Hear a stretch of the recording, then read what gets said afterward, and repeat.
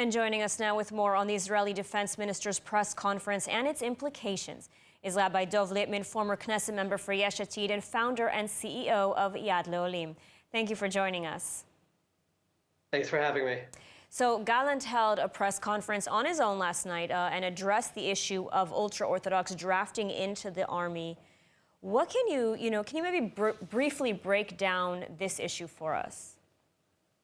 Absolutely. It's critical for everyone who's watching to understand that this announcement can literally be the source of breaking apart this government.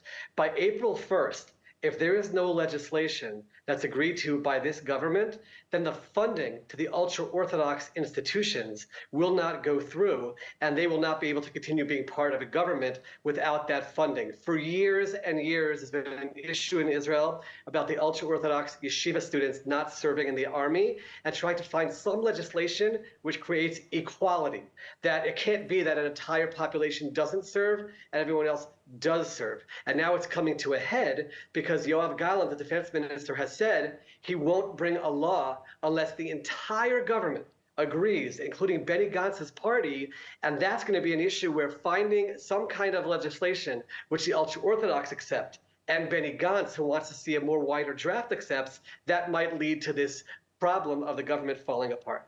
But why would Gallant address this issue so publicly now, right in the middle of the war? It's actually specifically because of the war. The war has brought two things into effect. Number one, broader Israel is saying we can no longer continue a situation where the ultra-Orthodox en masse are not serving. We're realizing that there's a gap in terms of manpower in the army. Many people are attributing October 7th to a lack of manpower in the army. Certainly moving forward with a war in Gaza, possibly in the north, we need more soldiers, and therefore they're saying the ultra-Orthodox must serve.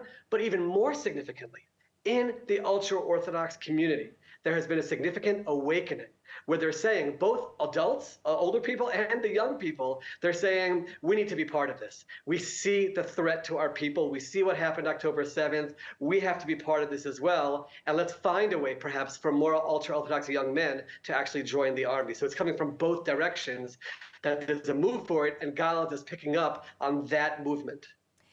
And yet, there are many who are criticizing him for undermining the coalition and possibly, as you mentioned, throwing Israel into elections now. What's your analysis on that?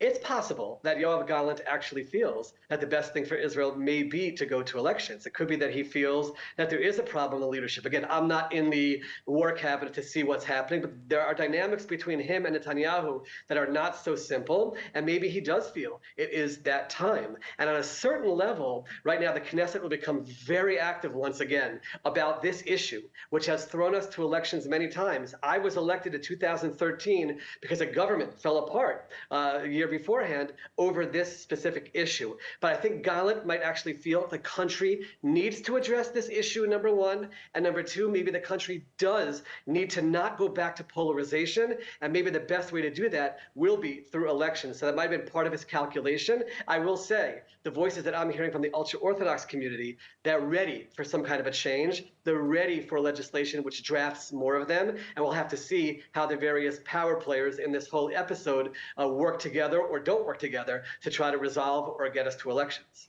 So there is an historic opportunity here. What is likely to happen now moving forward? Because, as we've said multiple times, we are in the middle of a war. So what, you said April 1st is the deadline. What can we expect in the coming weeks, months?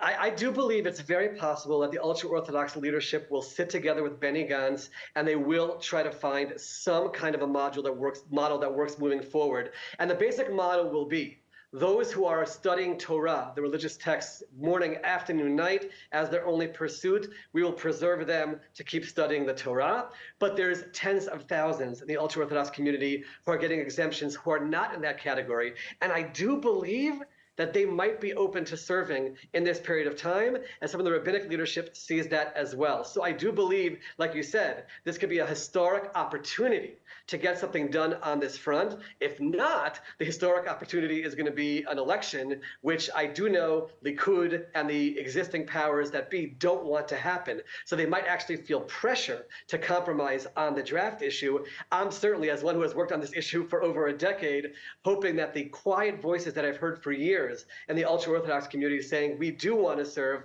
hopefully those will become louder voices. Maybe a compromise will be found, and we can finally maintain the unity that we've had during the war moving forward as well. Absolutely. Let's hope so. Rabbi Dov Lipman, thank you so much for your analysis today. Thank you for having me.